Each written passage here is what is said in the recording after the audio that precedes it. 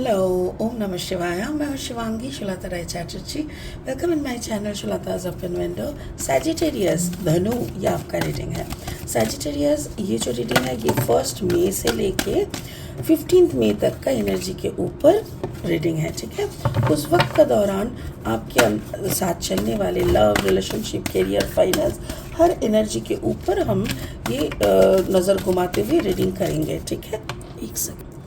तो चलिए देख लेते हैं आपका लव, रिलेशनशिप हर जगह पे नज़र घुमाती हुए. स्पिरिट का ब्लेसिंग कार्ड भी रहेगा, इसके साथ साथ उसको भी हम लोग एनालिसिस करेंगे.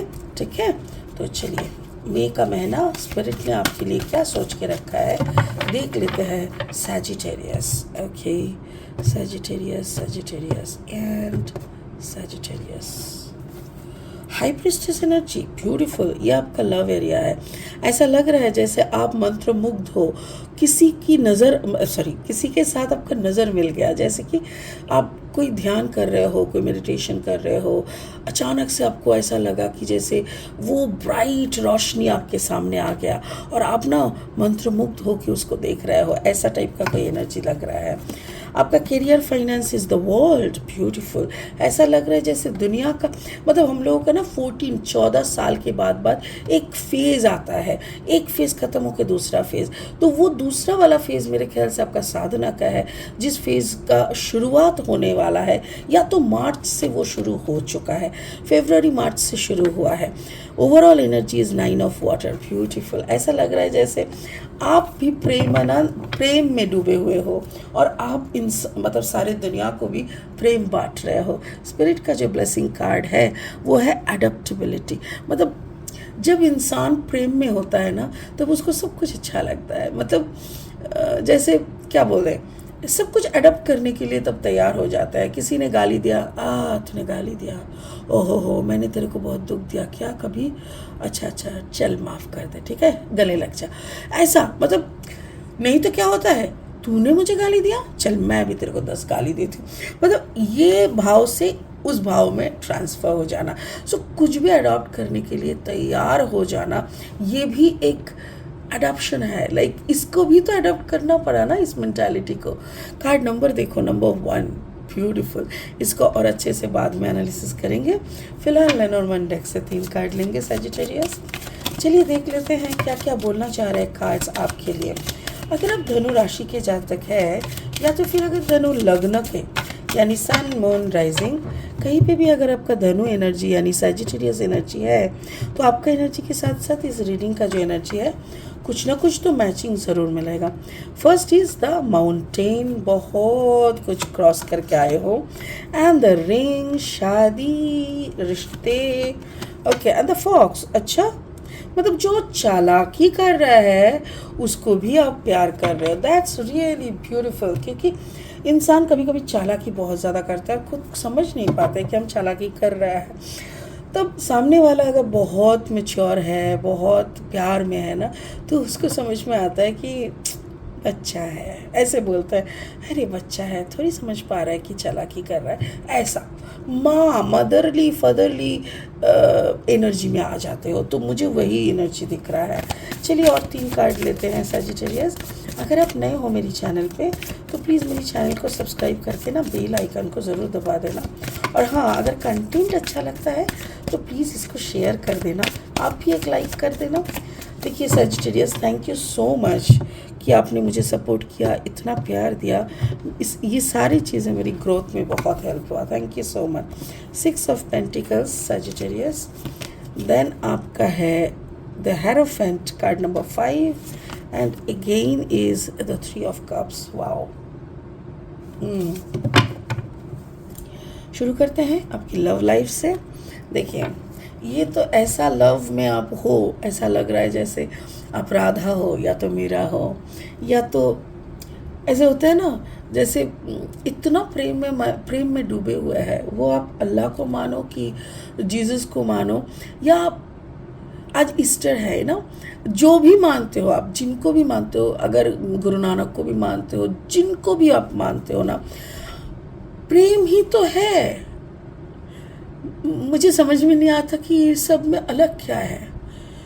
क्योंकि किसी के तरफ भी मैं झुक के सोचती हूँ ना तो मुझे प्रेम, प्यार, पागलपंती, अट्रैक्शन, ऐसा लगता है कि मैं जाके मिल जाऊं, मैं खुद पानी बन जाऊं और वो भी खुद पानी है, उनके साथ मैं पानी पानी हो जाऊं, ऐसा टाइप का लगता है मुझे ऐसा लगता है इतना बड़ा रोशनी है वो। कोई भी हो, अल्लाह हो, जीसस हो, नानक हो, बुद्धा हो, मेरा शिवा हो, कुछ भी हो, बट वो एक बड़ा सा रोशनी का गोला है और मैं दौड़ के जाके उसमें समा जाऊं। तो वैसा एक एनर्जी मुझे लग रहा है, ऐसा लग रहा है कि आप समा चुके हो, आपको पता चल चुका है कि ये भेदभाव कुछ नहीं है, कुछ भी नहीं है, सिर्फ और सिर्फ एक प्रेम का गोला है, वो प्यार है, उनको सिर्फ प्यार चाहिए और कुछ नहीं। और ये समझने के लिए बहुत कुछ त्यागना पड़ता है, बहुत कुछ छोड़ना पड़ता है, बहुत सारे रास्ते को निकल के आगे बढ़ना पड़ता है, जो कि कभी कभी लगता है कि हम हिमालय को भी चढ़ रहे हैं, इतना कठिन लगता है, बट आपने कर लिया है। और जब आप इस में आ चुके हो एकदम प्योर क्रिस्टल की तरह बन के, तब आपके अंदर देखो कौन शिवा, कौन अल्लाह, कौन गौतम, सब तो एक ही है। और आप फिर देना, ऐसा लग रहा है जैसे आप दुनिया को दे रहे हो और यूनिवर्स आपको दे रहा है। आप दुनिया को दे के ख़त्म ही नहीं कर पा रहे हो, यूनिवर्स आपके भंडार भरे जा रहे, भरे ही जा रहे। तो ये सिचुएशन हो चुका है। आई डोंट नो सजिटेरियस आप कौन हो, बट जिनके साथ भी ये हो रहा है, प्लीज़ आप मैसेज में आके कमेंट करो। मुझे बहुत अच्छा लगता है ऐसे बातें सुनना, क्योंकि मैं खुद इस प्रेम में फंसी हुई हूँ, तो अच्छा लगता है कोई और प्रेमिक दिख जाए तो।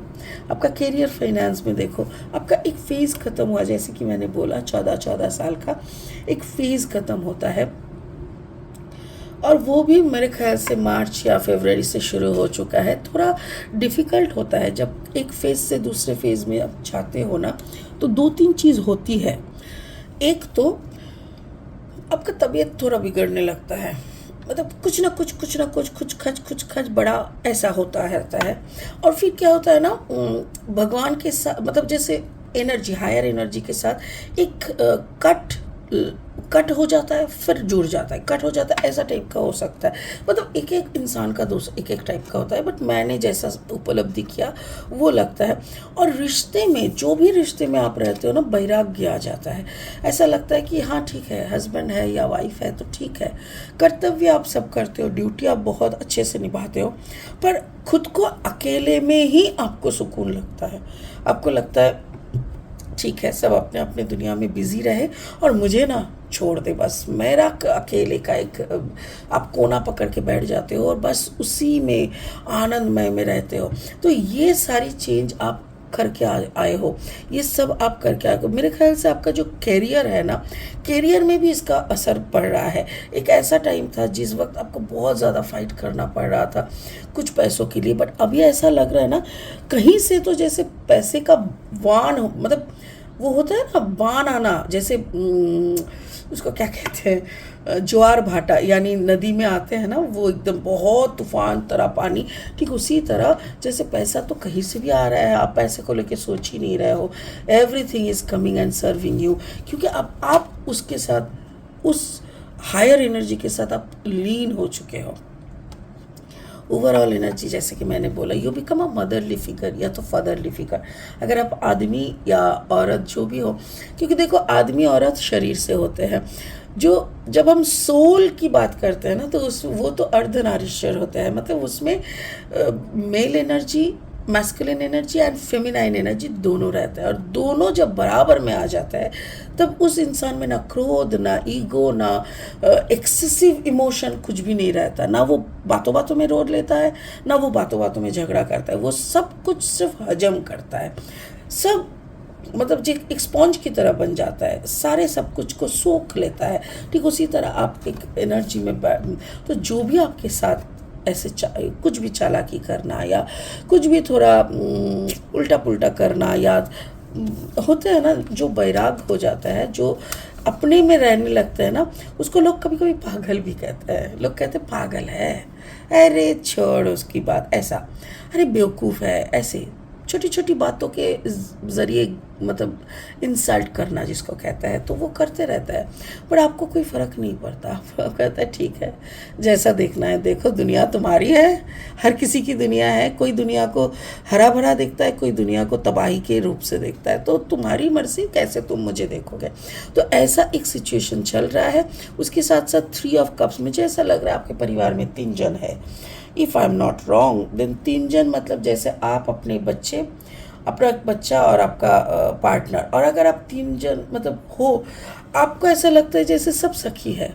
आप बच्चे को बच्चे की तरह ट्रीट नहीं करते, मतलब वो भी एक पूरा इंसान है, जितना भी उम्र उसको हो। आपका पार्टनर को भी अब कहते हो जैसे, देखो तीनों का इंडिविजुअल लाइफ है, हम लोग अपना अपना कर्मा करते हुए आए हैं। तुमको अपना कर्मा का हिसाब करना पड़ेगा, मुझे अपना, और बच्चे को अपना। तो तीनों का जर्नी अलग अलग है, बट हम तीनों एक साथ एक ही स्टेशन से जा रहा है, यानी एक साथ कर्मा को बैलेंस करने के लिए हम तीनों को कुछ एक सेम प्लेटफॉर्म में काम करना पड़ेगा।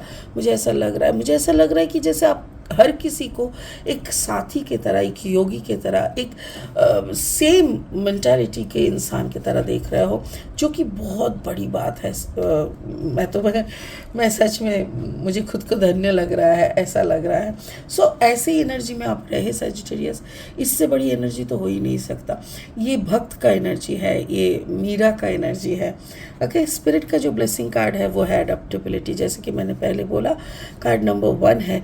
और जो इंसान हर परिस्थिति, हर इंसान को, हर बिगड़े हुए सुधरे हुए हर इंसान परिस्थिति को अडॉप्ट कर सकता है, निगल सकता है, एक्सेप्ट कर सकता है, उससे बड़ी और कुछ नहीं है इस दुनिया में। तो वो आप बनने की प्रोसेस में हो, यू आर बिकमिंग दैट। उसी पे कंसंट्रेट करो, जज करना छोड़ दो, क्योंकि आप ऑलरेडी छोड़ चुके हो। जज करना बिल्कुल छोड़ दो। देखना, दुनिया आपको सच में सुंदर दिखने लगेंगे, क्योंकि ऊपर वाला है, एक बड़ा एनर्जी है, वो इस दुनिया को चला रहा है।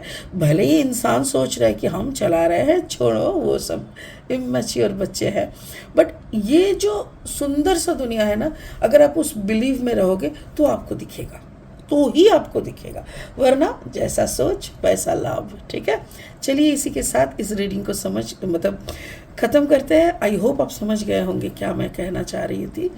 तो इसी के साथ रीडिंग ख़त्म है। इसके आगे फिर आएंगे बहुत इंटरेस्टिंग वीडियोस के साथ। तब तक के लिए ओम नमः शिवाय का जाप कीजिए। Thank you so much, bye bye.